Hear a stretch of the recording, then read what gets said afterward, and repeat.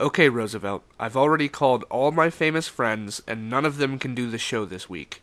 Please tell me you were able to find a guest for the show. I did find someone. He's not exactly a celebrity, but he's willing to do it. His name is Dennis Hamilton. He's an author. He's also one of those wilderness survival expert guys. Apparently he was living in the woods for a couple of years and he wrote a book about it. He lived in the woods? He lived in the woods here? Oh my god, I can't believe it. That sounds like The Woodsman. Hey, that's right, The Woodsman. So you've read the book? No. Why? Because that's the title of the book.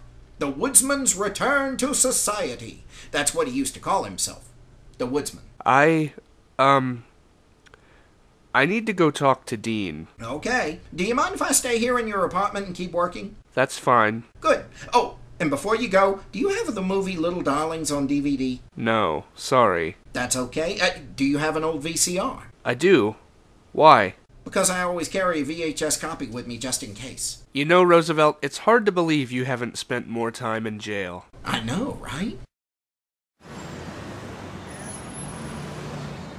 So, Fen, you said on the phone you had something important to tell me. Do you remember The Woodsman? Is that a joke?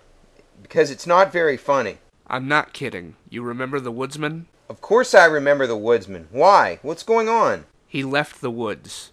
He wrote a book about his experiences. His name is Dennis Hamilton, and he wants to come on my show to promote his book. I wanted to talk to you about it first. I don't really know what to say. If you don't want this to happen, just say so. If you don't mind it, then I'll call Roosevelt right now and tell him to book the guy. I'll have to think about it. Sure, think about it. Let me know what you decide. I mean, I'm perfectly willing to have him on, but only if you're okay with it. It's up to you. You're desperate for guests, aren't you? Yes, I am. I tried to get somebody else, but everybody's busy this week. And there has to be a show this week. We just got some new sponsors. They already gave me their money. I have to give them a show in return. I know it's a crazy thing to ask, but please consider it. Okay, I'm okay with you interviewing the Woodsman. But I want to talk to him. Are you sure? Yeah, that was the weirdest thing that ever happened to me, and I think it could help me get a little bit of closure if I talk to him.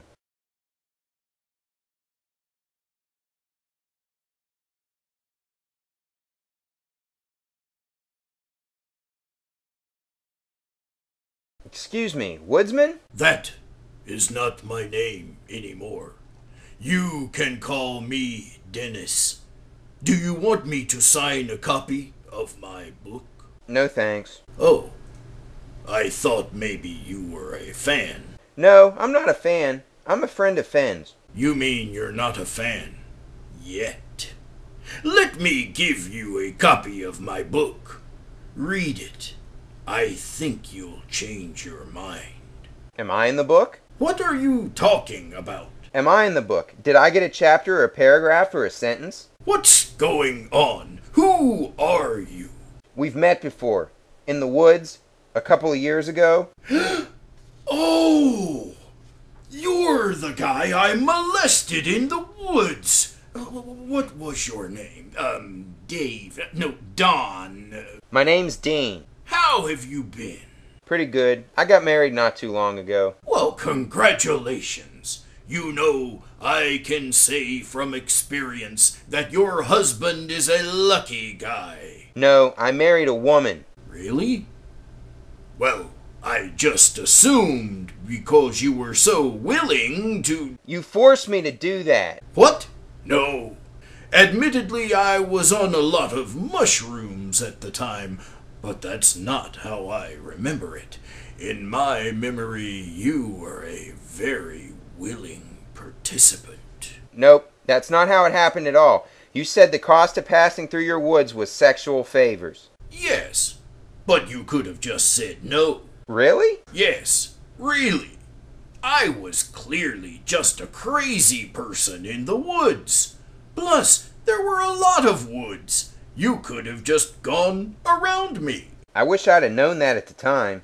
Hey, don't be too hard on yourself. Hindsight is 20/20. So you were just a crazy person in the woods. Clearly. Well, the living in the woods thing just started out as an experiment. Something to write about for my blog. But I was hungry, and I found some weird-looking mushrooms and berries, and they turned me into a crazy person. All of this is in my book. You should read it. You are in the book, but don't worry. I changed your name to Dean to protect your identity. My name is Dean. Oh, sorry. I thought your name was Don, and so I thought I had done you a favor by changing it. Don't worry about it. Maybe people won't even read your book. It's a bestseller. Of course it is. So what made you decide to leave the woods and write the book? Well, like I said, I was eating a lot of weird mushrooms and berries.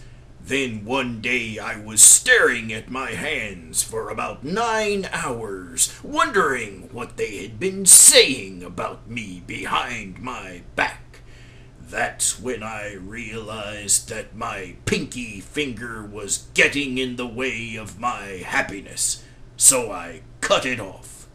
And that's when it hit me. The realization that you shouldn't have done that? No, intense pain.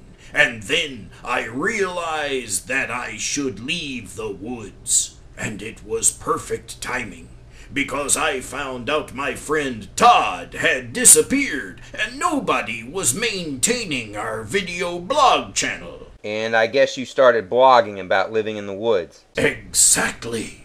The blog was so popular that I got a book deal out of it. And what about you? I can only imagine the amount of therapy you had to go through to get over what happened. Oh, I never went to therapy. Really? Wow. I can't believe you never went to therapy after what happened. You know, I basically raped you. I mean, I didn't know it at the time because I thought it was consensual. Are you sure it wasn't consensual? It wasn't consensual. Oh. Well then, yeah, I basically raped you. I gotta tell you, I don't think I would handle it quite as well as you did. You're a stronger man than I am, without a doubt. Thank you. That means a lot to me. I'm serious. I molested you. I molested you really hard. Well, you were there. You remember. I do. Why did you come to see me? What were you hoping to accomplish? Are you looking for revenge? Are you looking for money? Are you here to blackmail me? Because I'll defend myself in court. You forced me to trade sexual favors for passage through your woods. That'll never hold up in court. They're not my woods. And besides, no jury would believe that a man would be that stupid. Who would be stupid enough to perform sexual favors in exchange for a stroll through the woods? That's insanity. You're right. I don't know what I expected to come out of this. I just felt like I needed to talk to you and tell you that I choose to forgive you so I can move on. You're a good guy, Don. Thank you. You know, I already did the interview, but I don't need to be home right away. What do you say we pretend we're still in the woods and we have a little fun for old time's sake? I promise not to tell your wife. He really said that? He asked you for more sexual favors? What did you do? That's when I made his jaw hurt. Ew, gross. No, I mean I punched him in the face. Oh, that makes more sense than what I was imagining. It felt good. I feel like it really helped me move past it. And now I feel like I'm ready for more big life changes. Speaking of big life changes, what's with the for sale sign I saw in front of your house the other day? Are you and Beth finally moving into a bigger house? I've been meaning to talk to you about that, but I wanted to talk to you and Robbie at the same time. Why?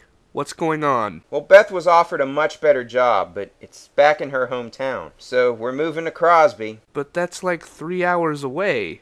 When will I ever see you? I don't know. I'm sure we'll find the time. Well, this sucks.